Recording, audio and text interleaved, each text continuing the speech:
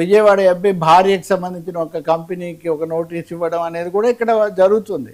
కాబట్టి ఇది పెద్ద ఎత్తున ఈడీ ఉచ్చు కానీ సిట్ కానీ నడుస్తున్నట్టు మటుకు కనిపిస్తుంది.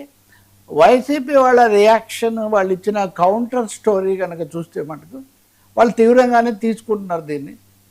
కేఎన్ఆర్ను వాళ్ళు టార్గెట్ చేసి తద్వారా జగన్మోహన్ రెడ్డిని మాజీ ముఖ్యమంత్రిని దెబ్బతీయడానికి ఇదంతా చేస్తున్నారు అనే మెలకువతో ఎదుర్కొంటున్నట్టే కనిపిస్తుంది. అంత మాత్రాన కోర్టుల్లో వాళ్ళ వాదన నెగ్గాలనేం లేదు, కానీ జరిగేది అది. దీనికి కౌంటర్గా ఏంటంటే నిన్ననే అంబటి రాంబాబు వీళ్ళంతా నిరసన తెలిపారు. ఈ డిఎస్సి పరీక్షల్లో లోకేష్ ముడుపులు తీసుకొని ఉద్యోగాలు ఇచ్చారు, ఇది చాలా సిగ్గుచేటైన విషయం, కాబట్టి ఆయన రాజీనామా చేయాలి అని.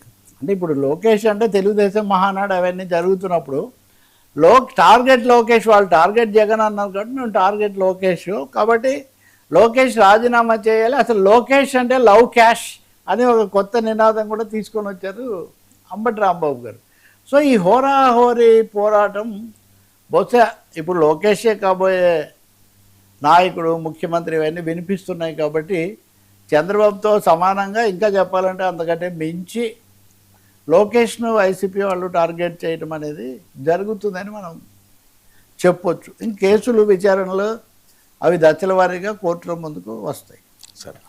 సార్ జనసేన